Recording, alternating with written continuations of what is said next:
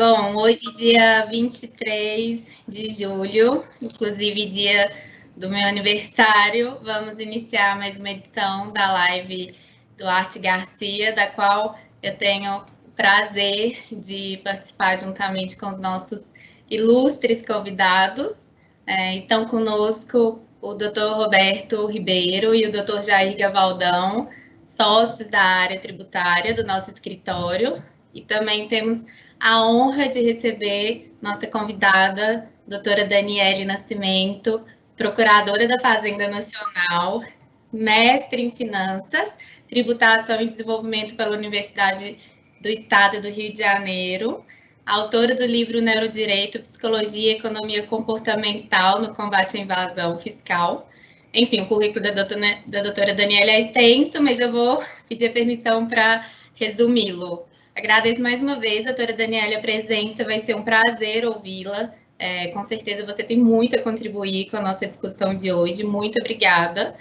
Nosso tema de hoje, a gente tem o desafio de falar sobre transação na dívida ativa, que é um tema que, na verdade, não existia até recentemente, porque, embora a transação esteja prevista no Código Tributário Nacional de 1996, ou seja, há mais de 50 anos, só foi regulamentada agora, recentemente, primeiramente, inicialmente com a MP do Contribuinte Legal 899, de outubro de 2019, que depois foi convertida na Lei 13.988, desse ano, de 2020, e a partir daí a Procuradoria-Geral da Fazenda Nacional vem editando várias portarias com diferentes modalidades de transação, e uma delas, inclusive, voltada para o momento da pandemia. Então, é um instituto super novo que está em construção, em amadurecimento, e que, portanto, a gente não vai conseguir sanar todas as dúvidas, mas a gente vai tentar abordar as questões principais.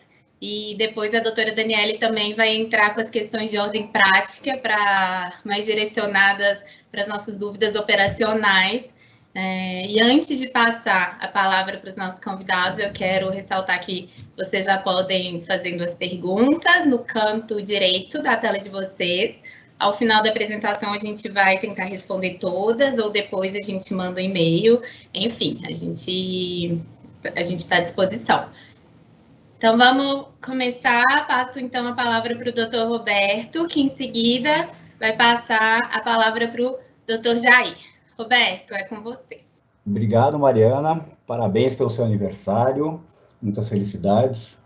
Bom dia. Gostaria de agradecer a presença de todos, em especial da doutora Daniele Nascimento, nossa convidada especial de hoje, procuradora da Fazenda Nacional, e que vai nos brindar com esse tema aí tão complexo da transação tributária em dívida ativa, né?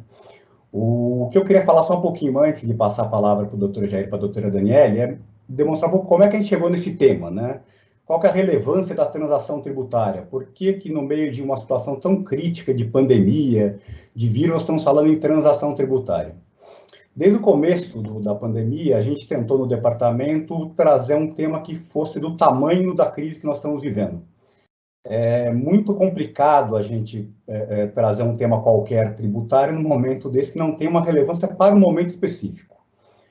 Pensamos, por exemplo, em atos governamentais que postergaram o recolhimento de tributos, algumas medidas que postergaram também o cumprimento de obrigações acessórias, mas nenhum desses temas gerava debate, gerava grandes explicações, né?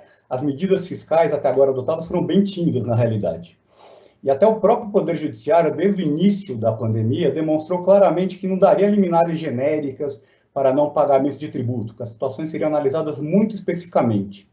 Então, esses temas de normas específicas tributárias em relação a pagamentos e postergações não geravam grandes debates. Pensamos também, agora já mais recentemente, no recente ato do governo de levar ao Congresso um projeto de reforma tributária. Mas esse é um tema muito complexo, que vai demandar 250 lives futuramente, mas depois que os temas estiveram bem mastigados. Por enquanto, nós temos que focar no que nós temos. E, de fato, o tema da transação tributária, acho que é o tema mais relevante hoje, no momento, para o contribuinte que está preocupado com a pandemia, preocupado com a geração de caixa, preocupado com o cumprimento das obrigações fiscais, né? Eu vou até confessar aqui para a doutora Daniele, de fato, que a primeira vez que eu tive contato com o instrumento da transação tributária, falei, isso aqui não tem o menor sentido no Brasil, isso aqui não faz parte da relação dia a dia fisco e contribuinte. Nós não estamos acostumados com esse tipo de tratamento diferenciado do contribuinte, relação diretamente com a Procuradoria, né? Mas está aí, está funcionando, e acho que muito por força da Procuradoria, que ela quer fazer o Instituto valer, quer que isso torne-se definitivamente uma realidade na vida do contribuinte com o fisco, né? Em relação à transação tributária, como a Mariana até já adiantou, né? Apesar do instrumento estar previsto no Código Tributário Nacional, né, diploma da década de 60, somente foi regulamentado recentemente, né, e passou a ganhar contornos definitivos com a Lei 13.988, de abril de 2020. Esses contornos são importantes, porque eles já diferenciam de cara o Instituto da Transação Tributária dos parcelamentos que nós estamos acostumados usualmente, né. Então, lá você vê conceitos de preocupação da solução de conflitos entre contribuinte e fisco, diminuição da sobrecarga do judiciário em termos de processos fiscais, até do próprio Conselho de Contribuintes, ou seja, são novidades que hoje estão no panorama da relação fisco-contribuinte.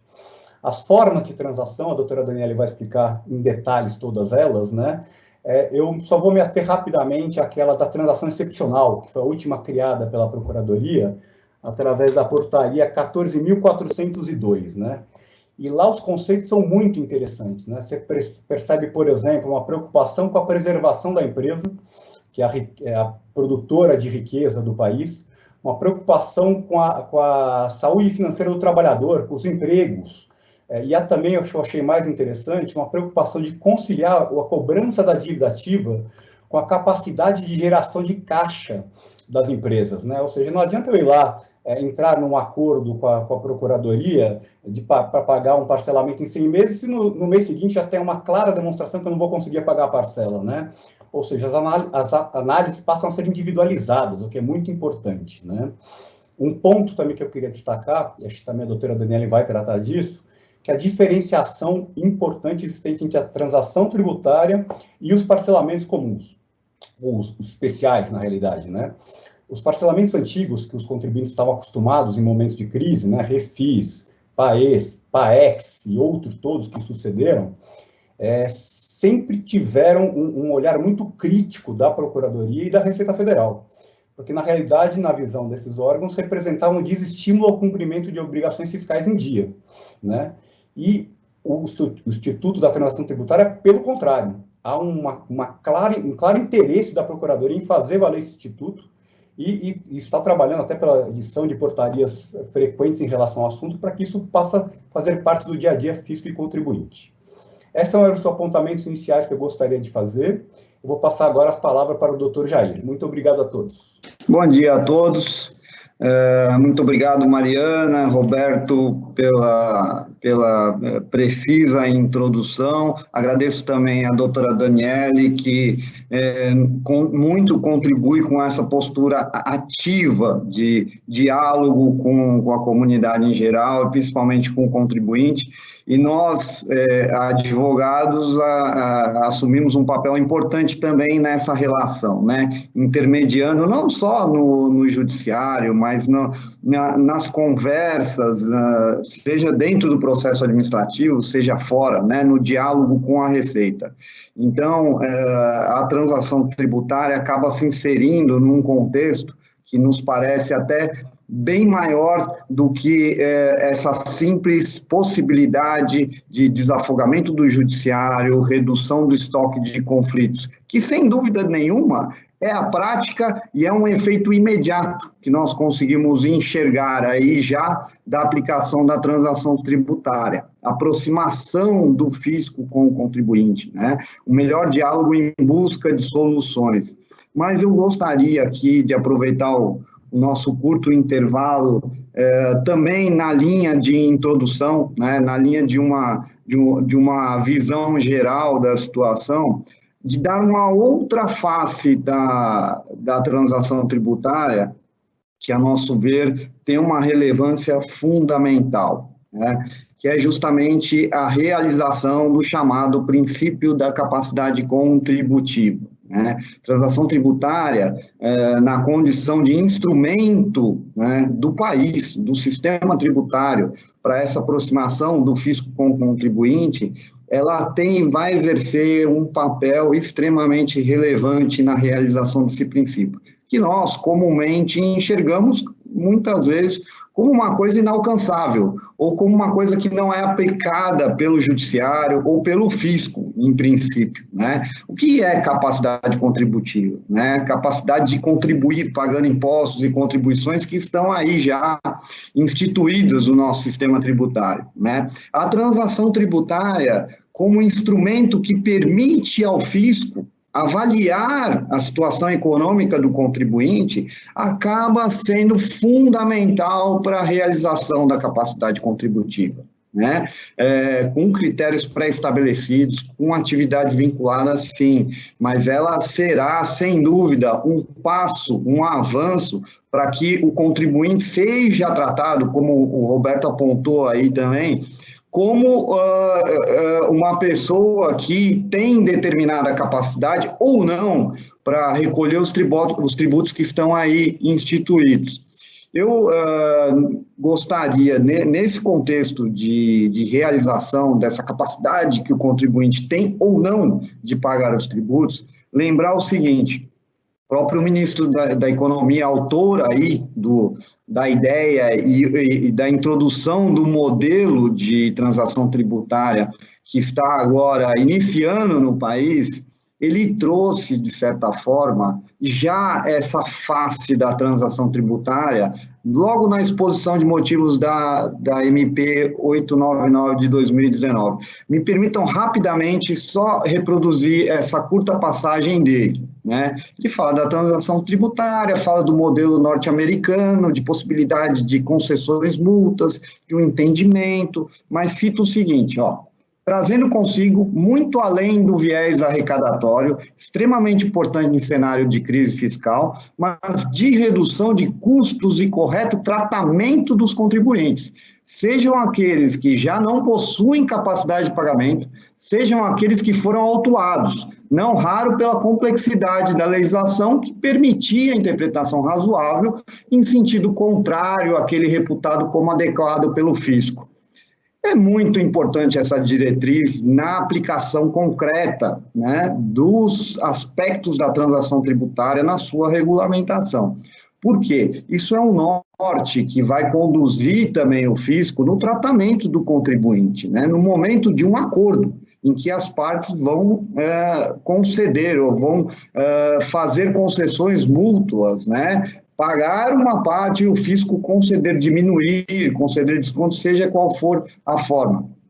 Isso, a meu ver, traz uma importância para a transação tributária que eu acho nunca vista no sistema tributário nacional. É um marco. Por quê? Isso vai influenciar de tal forma a relação fisco-contribuinte que, inevitavelmente, vai também ser construída pelo judiciário, porque, obviamente, o judiciário vai tratar dessa questão, inevitavelmente, mas não de uma forma negativa, né? Não como mais um assunto para ser discutido, para afogar o judiciário, não. Pelo contrário, o judiciário participará contribuindo para a construção do sistema e para a dilapidação, vamos dizer assim, desses conceitos de capacidade contributiva, que vem na linha desta análise da capacidade econômica do contribuinte, análise do contexto em geral e realização do sistema constitucional,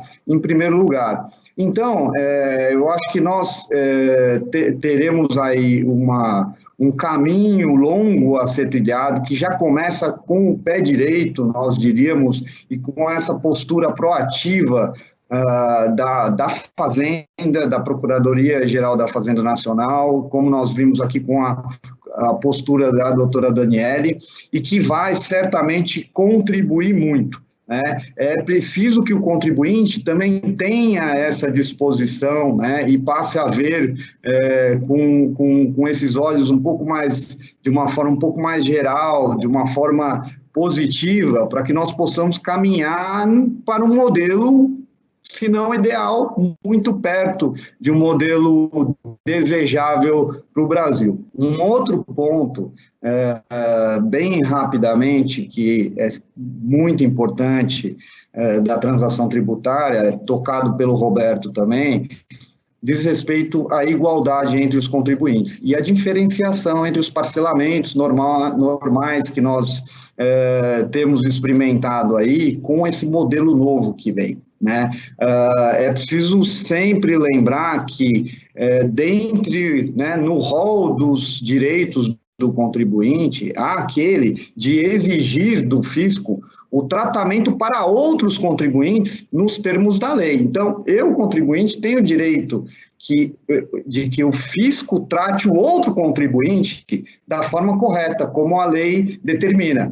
Isso de certa forma, vamos dizer assim, incomodado, ou essa ideia desse direito de ter o tratamento igualitário, né, de se eu pago o meu tributo, se eu cumpro com as minhas obrigações, eu tenho direito a exigir que o fisco exija dos demais contribuintes o mesmo, né? Esse cenário de direitos do contribuinte, às vezes, é um pouco violado, mas atingido de certa forma, porque os parcelamentos em geral vêm nessa linha, né, com essa intenção de permitir que aqueles que não podem cumprir as obrigações tenham certas facilidades.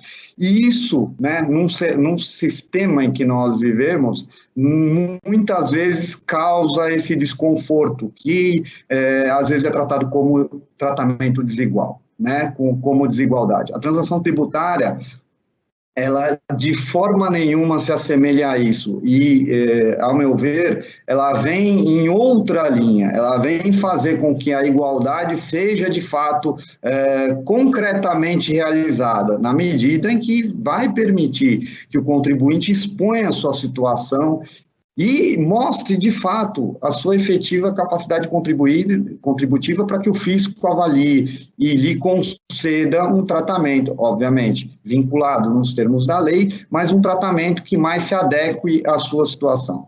Bom, eu já me despeço, então, agradecendo novamente, antes que eu leve beliscões ou pontapés virtuais da administração da live aqui, por ultrapassar o tempo, mas, de novo, eu acho que a gente deve insistir, né, deve celebrar esse tipo de conduta da Procuradoria da Fazenda Nacional, né, esse pé direito, né, começou com o ministro Paulo Guedes, no sentido da gente construir o sistema, que está em construção, mas se o primeiro passo não é dado, nós não saímos do lugar, né? Então, muito obrigado, retome, por favor, a palavra, Mariana.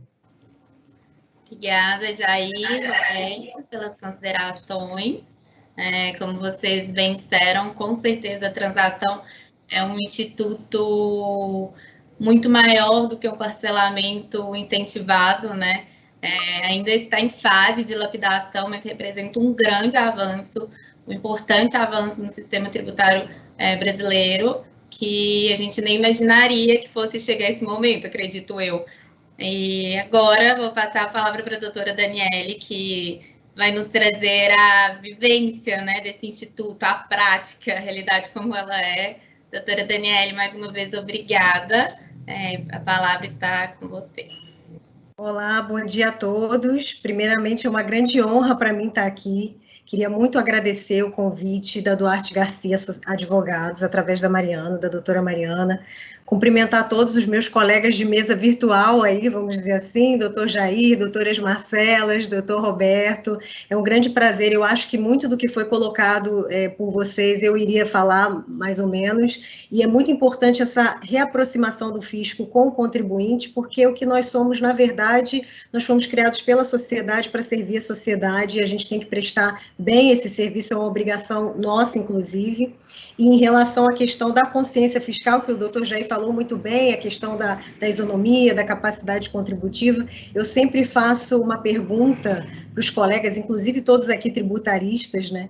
E eu sempre pergunto e nunca tenho resposta positiva. Eu sempre falo, quanto vocês pagam a título de tributo por mês como pessoa física, incluindo todos os tributos diretos e indiretos de todas as esferas? Ninguém sabe, ninguém para calcular. E aí a gente vê quão grave a situação está, porque se nós tributaristas não sabemos nem quanto pagamos para o fisco, temos uma estimativa geral, mas nós individualmente não sabemos quanto isso impacta no nosso orçamento, quanto mais exercer uma cidadania fiscal ampla, de cobrança, de uma boa aplicação desses recursos, de participação no orçamento público.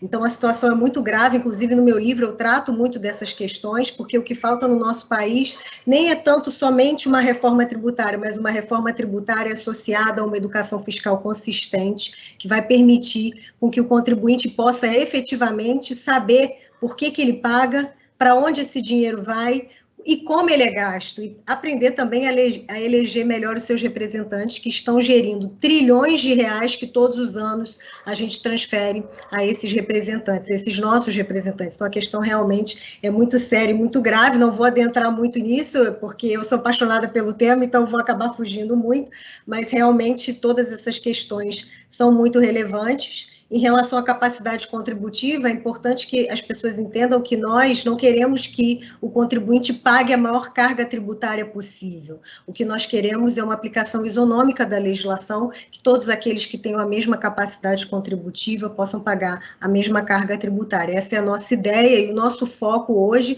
é justamente atuar contra fraudes fiscais estruturadas, atuar juntamente com grandes devedores, que realmente são aquelas pessoas que impactam de forma muito negativa o nosso estoque da dívida. Só a título de esclarecimento, o nosso estoque da dívida hoje passa de 2,4 trilhões de reais, equivale a quase 1/3 do PIB brasileiro em 2019, é um valor extremamente alto.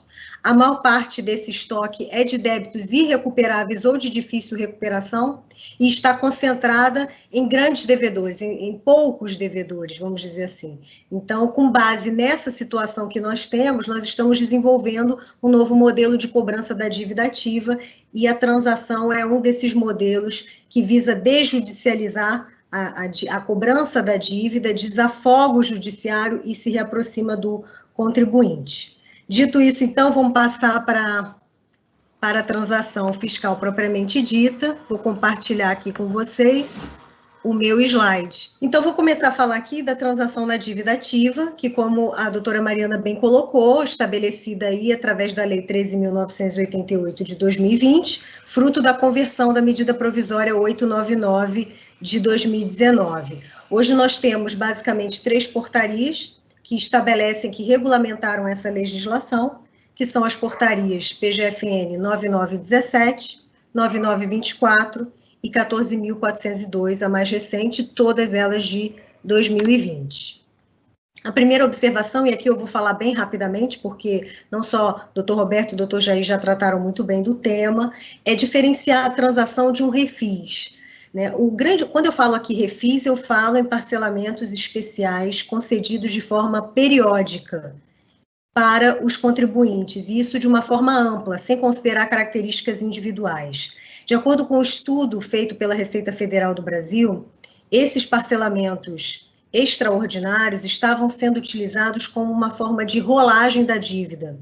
Então, ou seja, o intuito do legislador era estimular uma regularização fiscal. Porém, na prática, o efeito foi exatamente o oposto disso. E não só ele passou a ser utilizado como uma forma de rolagem da dívida, como até mesmo de inadimplemento assidual da tributação no prazo determinado pela lei. Por quê? Porque muitos contribuintes viram vantagem em deixar de pagar os seus tributos, alguns na data estabelecida pela lei, e, ao invés disso, investir esse dinheiro em aplicações mais rentáveis, porque eles sabiam que mais lá na frente, daqui a alguns anos, iria sair um parcelamento extraordinário com concessões de descontos altíssimos para pagamento à vista e também condições especiais de parcelamento, que superavam em muito os 60 meses que são estabelecidos pela Lei 10.522, que estabeleceu o parcelamento ordinário, esse sim acessível a todos e sem descontos. Então, na prática, ele passou a ser muito negativo.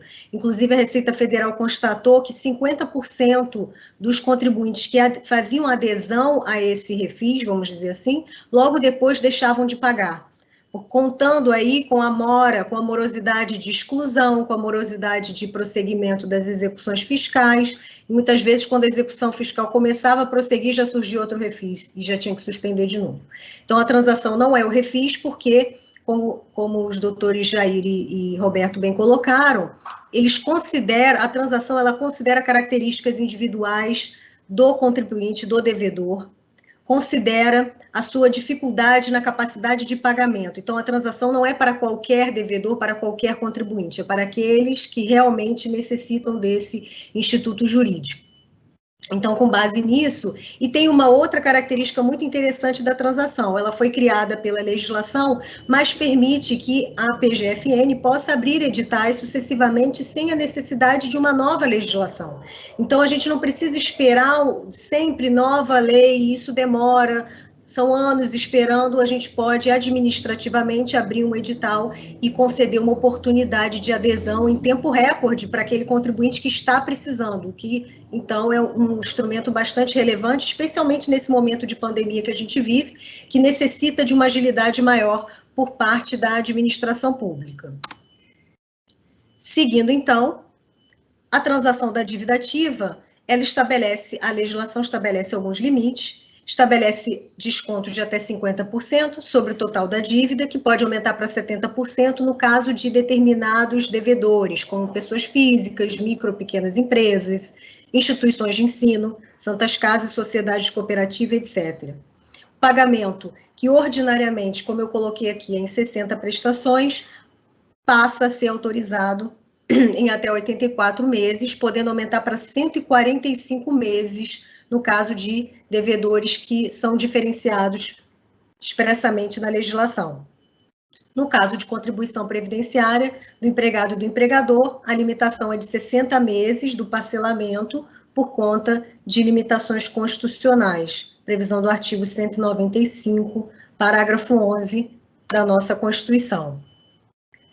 Seguindo mais um pouco, as reduções elas só ocorrem sobre parcelas acessórias da dívida, ou seja, não atingem o valor principal. Os descontos, quando aplicáveis, somente para juros, multas e encargos legais.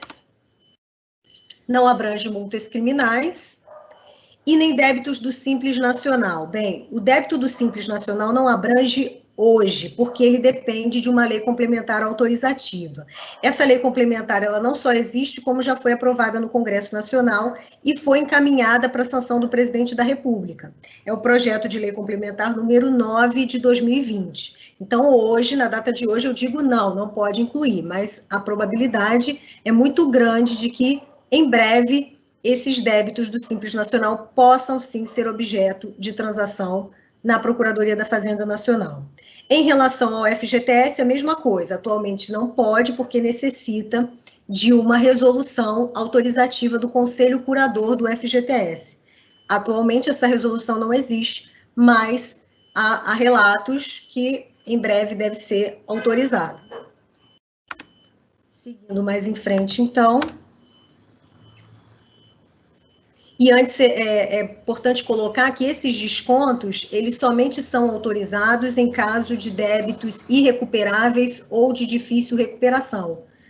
Não são de uma forma generalizada, justamente para evitar o problema do refis que nós tivemos, de ser utilizado como uma forma de planejamento tributário, às avessas, vamos dizer assim. Então, por essa razão, nós temos essa limitação de concessão de descontos para aqueles débitos que realmente a probabilidade de recuperação é muito pequena. São classificados como créditos C e D. Para os A e B, aí ou podem ser incluídos sem descontos, ou então devem ser feito pagamento ou à vista ou através do parcelamento ordinário. E aí nós temos as modalidades de transação na dívida ativa. Nós temos a transação individual, eu não vou focar aqui, eu vou apenas explicar, porque ela é casuisticamente elaborada com base no devedor e no procurador da Fazenda, que vão sentar e analisar caso a caso quais as possibilidades do acordo. E nós temos a por adesão por edital, extraordinária e excepcional, e essas são modalidades de adesão automática. O próprio contribuinte pode fazer diretamente através do portal Regularize, sem precisar marcar reunião, sem precisar ir à procuradoria, ele diretamente, sem intervenção de procurador, ele vai e faz adesão através de uma dessas 3 modalidades, caso se enquadre nesses perfis. E aí eu vou explicar mais detalhadamente. Outra questão que eu queria colocar é em relação à transação do contencioso tributário. Essa modalidade ela está prevista na Lei 13.988, ela foi recentemente regulamentada pela Portaria ME número 247, de 16 de junho de 2020, mas essa modalidade também é somente por edital. Como não tem edital aberto, embora há previsão de que ele seja lançado em breve, mas ainda não existe, então não vou focar nessa modalidade, porque ela não foi ainda, não há possibilidade de adesão. A hora que lançar, vocês me chamam de novo e eu venho aqui explicar todos os pormenores dessa modalidade, que é extremamente interessante também. Então, aqui eu vou começar falando da transação individual. A transação individual, ela não é para todos os devedores, ela não é para todos os contribuintes. A legislação limita a grupos de devedores. Essa possibilidade pode ser feita por iniciativa da Procuradoria ou do próprio devedor, pode ser feita contra proposta. Então, realmente é uma negociação individual mesmo. Contribuinte e Fazenda Pública sentando para poder verificar o que é possível fazer para transacionar em relação aos débitos existentes. Então, a análise é casuística, somente devedores com débitos acima de 15 milhões de reais, que são os nossos grandes devedores, entes públicos, devedores falidos em recuperação judicial, liquidação, entre outras modalidades, podem fazer, ou então acima de 1 milhão de reais, devedores que tenham débitos acima de 1 milhão de reais, desde que garantidos ou com exigibilidade suspensa.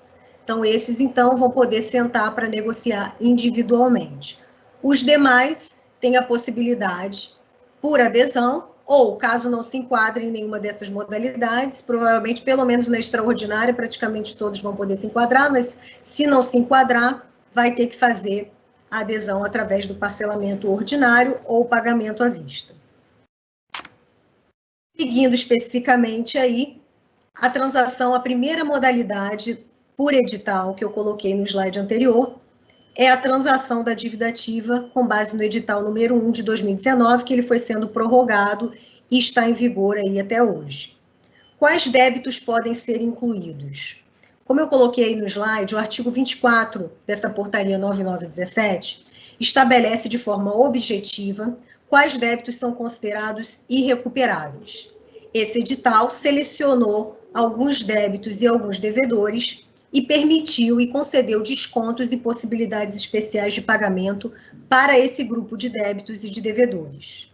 São eles: débitos inscritos há mais de 15 anos, em situação irregular, ou seja, sem exigibilidade suspensa, sem garantia, débitos suspensos por decisão judicial há mais de 10 anos, devedor pessoa física com indicativo de óbito e pessoa jurídica com situação cadastral inapta, baixada, suspensa, etc., cujos débitos estejam em situação irregular, ou seja, sem garantia ou sem exigibilidade suspensa, Então, basicamente, são esses que podem aderir a esse edital número 1 de 2019. Seguindo adiante, os benefícios que esse edital concede: descontos de até 50% para pessoas jurídicas em geral ou de até 70% para pessoas físicas e jurídicas diferenciadas, como microempresa, empresa de pequeno porte. O prazo de pagamento de 60 meses aí, como eu falei, que é o parcelamento ordinário, pode chegar até 84 meses, no caso de pessoa jurídica em geral, ou de até 145 meses, caso de pessoa física e determinadas pessoas jurídicas que estabelece o edital, como, por exemplo, microempresa, empresa de pequeno porte. O limite, débitos até 15 milhões de reais. Acima disso, pode fazer a transação individual. E o prazo para adesão até 31 de julho de 2020. Então, nós temos aí mais uma semana, um pouquinho mais, para quem quiser fazer adesão diretamente através do portal Regularize de forma automática. A segunda modalidade é a transação extraordinária estabelecida através da Portaria 9924 de 2020. Essa portaria, ela foi elaborada no auge da pandemia. Por quê? Porque se estabeleceu, se entendeu que não bastaria, não seria razoável limitar a adesão apenas àqueles devedores do edital número 1 de 2019. Afinal, muitos, a economia em crise, muitos estavam passando por dificuldades. Então, através dessa portaria 9924, possibilitou-se a inclusão de qualquer débito inscrito em dívida ativa da União, salvo as exceções legais, que eu já falei, Simples Nacional, FGTS, multa criminal, e aí todas as considerações que eu falei sobre esses 3 grupos de débitos, valem aqui também. Todos esses débitos, salvo esses, podem ser incluídos na transação extraordinária. Quais são as vantagens? Não tem concessão de descontos, porque a concessão de descontos, como eu já disse, somente podem ser concedidos para débitos irrecuperáveis ou de difícil recuperação, mas todos podem aderir, salvo as exceções legais, com uma entrada muito pequena, de 1% ou 2%, que inclusive pode ser parcelada em até 3 parcelas mensais, e o restante parcelado em 81 meses, no caso de pessoas jurídicas em geral, ou 142 meses, pessoas físicas e outras pessoas jurídicas diferenciadas. Então, essa foi uma modalidade que surgiu para atender esse momento de pandemia. A adesão também até 31 de julho. Então, quem tem interesse tem que prestar bastante atenção nesse prazo. Por fim, nós temos a transação excepcional, estabelecida através da Portaria 14.402, de 2020, que foi criada considerando que, com a pandemia, com a crise econômica, diversos devedores tiveram uma redução na sua capacidade de pagamento. Então, considerando essa situação, essa queda na receita bruta, na receita corrente líquida, foi criada essa transação para beneficiar especialmente esses devedores, desde que eles tenham débitos irrecuperáveis ou de difícil recuperação. Então, a princípio, qualquer débito pode ser incluído, salvo as exceções legais, mas eles precisam ser irrecuperáveis ou de difícil recuperação. E aí, eu sempre gosto de fazer a diferenciação, sempre me perguntam isso e é importante esclarecer. Os débitos irrecuperáveis, como eu já falei, estão previstos na Portaria 9917, no artigo 24. Mas o que são os débitos de difícil recuperação? E aí o artigo 20 dessa mesma portaria vem esclarecer como é delimitado esse débito considerado de difícil recuperação. Ele é identificado através de um cálculo matemático, com base na capacidade de pagamento do devedor nos 5 anos subsequentes do valor total da dívida sem os descontos, com base em informações econômicas, financeiras e patrimoniais que já estão disponíveis e outras que o próprio contribuinte preste à Fazenda Pública. Então, dessas informações, vão ser feitas um cálculo matemático. Desse cálculo matemático, o contribuinte vai ter ciência e vai poder impugnar, vai poder apresentar documentações e esclarecimentos. Tudo através do Regularize. Porém, esse cálculo, ele não é um cálculo público. Não está acessível a qualquer pessoa, porque ele engloba características, informações sigilosas do contribuinte. Então, por essa razão, esse cálculo não é público. Ok? Quem pode aderir, como eu já falei, aqueles que tenham tiveram uma redução na capacidade de pagamento, considerando a sua receita bruta ou receita corrente líquida, comparativamente com o mesmo período do ano passado. Então, no período de março até o mês anterior ao de adesão, vai ser feito um comparativo com o mesmo período do ano passado. Se ele teve redução da sua capacidade de pagamento e se ele tem débitos irrecuperáveis ou de difícil recuperação, ele vai poder fazer adesão a essa nova modalidade. Seguindo, então, os benefícios. uma entrada de 4% da dívida em 12 meses. O restante até 72 meses para pessoas jurídicas em geral, ou 133 meses no caso de pessoa física e as pessoas jurídicas diferenciadas, como microempresa, empresa de pequeno porte. Descontos de até 50% para pessoas jurídicas em geral ou de até 70% para pessoas físicas e jurídicas diferenciadas. Então, até por contar com essa possibilidade de um desconto amplo, é necessário que o débito seja recuperável de difícil recuperação. Prazo de adesão, de 1 de julho até 29 de dezembro de 2020 e para débitos de até 150 milhões de reais. Acima disso, nós temos a transação individual. E também temos a transação individual para quem tenha débitos a partir de 15 milhões, também é uma possibilidade. Quem já fez adesão a um parcelamento anterior, a uma transação anterior, pode migrar para essa diretamente através do portal Regularize. Vai ter que fazer a desistência desses parcelamentos, mas isso tudo o sistema vai fazer com base a pessoa opte pela migração para essa transação nova. Quando o contribuinte entrar no portal Regularize, já vão existir lá as transações, as modalidades que estão disponíveis para ele, e ele vai ter que preencher, eventualmente, alguns dados financeiros, algumas informações, o próprio sistema vai conceder aí essa informação diretamente. E aí ele vê qual dessas modalidades é mais interessante. Então, é importante que vocês, como advogados, contadores e até mesmo o próprio contribuinte, que analisem todas essas possibilidades e vejam quais vocês se enquadram, quais seus clientes se enquadram e quais são as mais vantajosas. Então, vai depender aí do interesse individual. Seguindo adiante, e aí, seguindo já para a parte final, para não cansar vocês, nós temos informações gerais em relação às transações de uma forma ampla, né? A transação, ela constitui confissão de dívida, então interrompe a prescrição, tanto para débitos tributários quanto não tributários.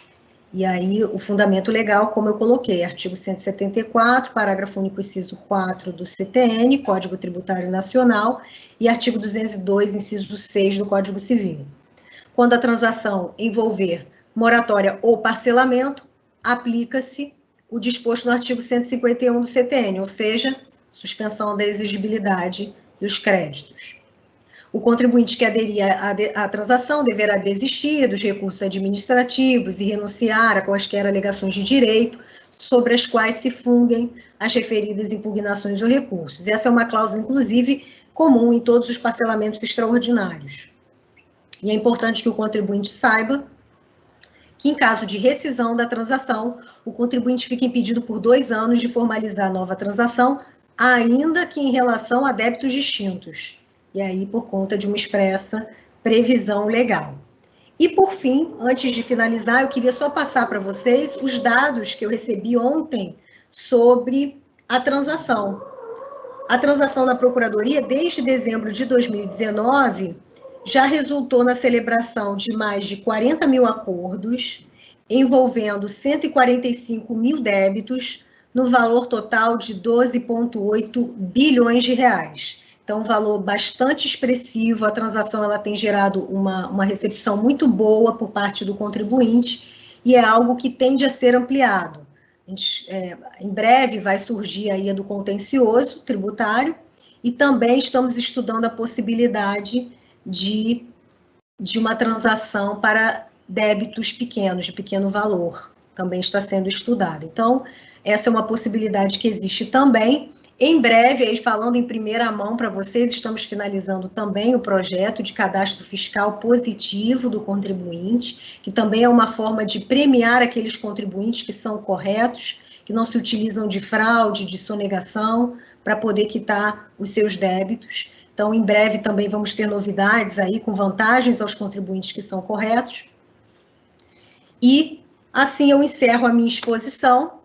Agradeço muito a atenção de vocês, estou à disposição para quaisquer dúvidas e um bom dia aí para vocês. Agora eu vou encerrar aqui a tela.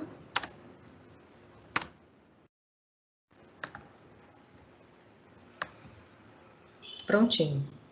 Acho que foi. Passo a palavra aí para a Mariana. Muito obrigada, doutora Daniele. Perfeita a sua exposição. Com certeza a transação já é um sucesso e somos e continuaremos sendo entusiastas desse novo instituto e com certeza já fica aqui o convite prévio para o seu retorno, para a gente depois falar da transação do contencioso tributário, que eu acho que é o grande destaque desse novo regime, muito interessante. Então, já te faço o convite. O Jair tem uma pergunta para fazer, então vou passar a palavra para ele e depois eu volto para a gente fazer as demais perguntas. Doutora Daniele, obrigado pela excelente exposição, são bastante informação que nós temos agora que digerir, e esse foi um passo importante para nós, né? A visão da Procuradoria sobre todas essas características, essas condições dessa figura tão importante que é a transação tributária. A senhora mencionou aí a possibilidade de revisão de eventual do ato, né, que será praticado pela Procuradoria com relação à concessão ou não da transação, né, dos benefícios para o contribuinte interessado. Já existe o Regularize, que é um sistema ou a plataforma, enfim, um modelo que permite ao contribuinte também pedir uma revisão, né, na situação normal da dívida ativa.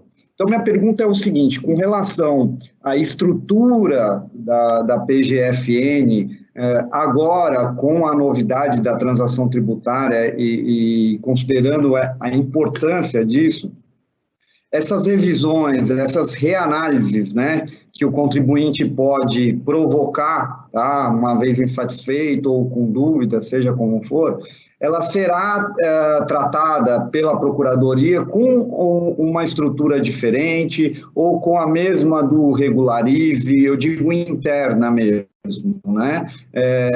Nos moldes de um contencioso tributário ou não, colegiado ou não, né? Essa é a minha dúvida, sobre como isso vai ser tratado, porque, e a importância se deve ao fato de que isso também vai criando, né, como se fosse aquela jurisprudência administrativa, como a Procuradoria se posiciona perante essas, embora sejam sigilosas, sim, mas mesmo dessa forma, nós sabemos que isso vai criando uma ideia do entendimento da PGFN, e, portanto, essas revisões são muito importantes para o contribuinte, né? Obrigado, eu passo a palavra agora. Bem, ótima observação. Na verdade, a ideia é fazer uma análise maior, muito mais rápida do que no contencioso, porque o volume no contencioso realmente nosso é muito grande, e é feita a análise por um setor específico que trabalha com a dívida ativa. Então, são setores diferenciados, e a ideia é que essa análise seja feita o mais rápido possível, para que justamente a transação possa ser efetivada, e que é do interesse nosso também. Então, a ideia é fazer uma análise rápida, sempre através desse portal Regularize, porque facilita muito o trâmite desses requerimentos. O contribuinte não precisa ir até a Procuradoria, não precisa agendar atendimento, e aí o procurador responsável vai analisar acredito eu, com uma brevidade, porque o caso realmente exige, até pelo fato de envolver pagamento de débitos e ter prazo para pagar. Então, essa análise precisa ser uma análise breve. Bom, doutora Daniele, temos algumas perguntas direcionadas a você. Vou tentar fazer a maior parte dela dentro do nosso tempo. Então, vamos lá. A primeira, doutora Daniele, as transações por propósito individual devem ficar dentro dos parâmetros trazidos pela lei e constantes da sua apresentação, ou o contribuinte tem a liberdade para propor algo diferente ao fisco? Em seguida, eu vou fazer vou aproveitar e fazer mais uma para que você possa responder junto. As multas ambientais podem ser incluídas nesse tipo de transação? Bem, vamos lá. Essa pergunta é muito interessante da transação individual, porque essas concessões recíprocas têm uma limitação, sim, ela está prevista no artigo 8 da Portaria 9917.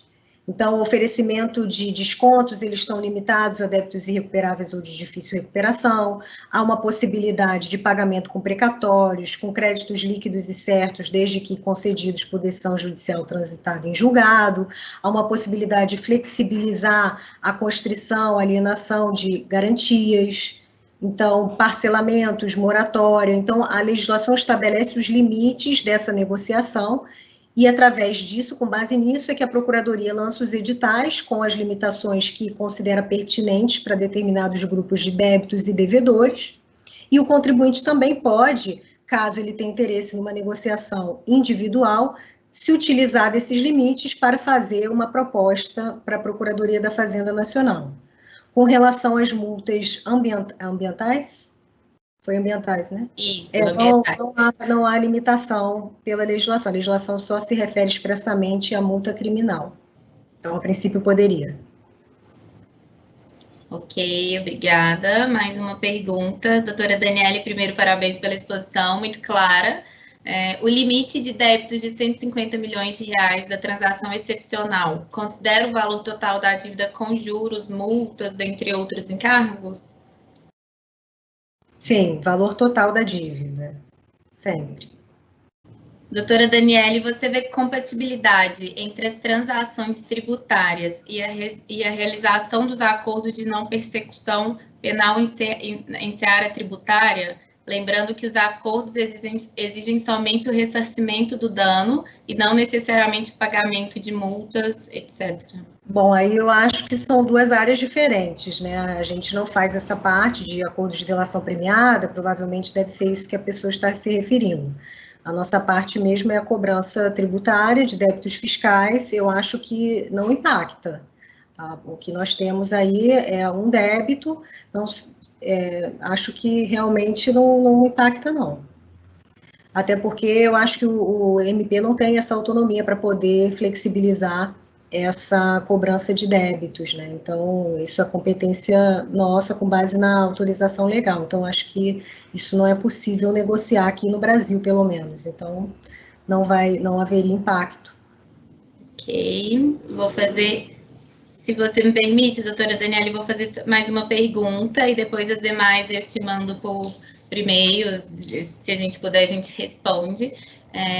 Como serão feitas as avaliações para fins de transação das empresas que compõem os grupos econômicos? A transação ela é feita com base, não nos grupos, né, com base no CNPJ. Então, cada pessoa jurídica vai ter que fazer uma transação, pelo menos assim que eu entendo. Eu posso até confirmar essa informação, mas a princípio seria por cada CNPJ. Cada CNPJ estaria ensejo a um tipo de transação. E aí essa análise não só do valor dos débitos e tudo é com base individual, com base na pessoa jurídica, ainda que integrante de um mesmo grupo. Creio que seja isso. Tá claro. Agradeço muito. Agradeço todos os convidados pela exposição, todos que tiraram um tempo da manhã para nos assistir. Com certeza faremos outras lives sobre o mesmo assunto que ainda vai continuar sendo muito debatido e vai ter muitas novidades daqui para frente. É isso, nosso link ficará disponível amanhã no YouTube para todos acessarem. E um bom dia, fiquem todos bem. Um abraço. Bem, queria me despedir aí rapidamente, agradecer mais uma vez a participação de vocês, o convite, é uma honra, eu quero me colocar à disposição para responder quaisquer dúvidas, viu? Não só as que surgirem, as que venham a surgir, podem encaminhar diretamente para mim, vocês têm o meu contato, as pessoas que estão assistindo aí podem entrar em contato com vocês, ou também me procurar nas redes sociais, a gente está aqui realmente para ajudar o contribuinte a fazer a adesão a essa modalidade, que é muito importante e vantajosa para as duas partes. Então, eu queria só deixar esse recado e até uma próxima, então. Já vi que teremos próxima, né? Então, até a próxima, um bom dia aí para todos. E mais uma vez, obrigada.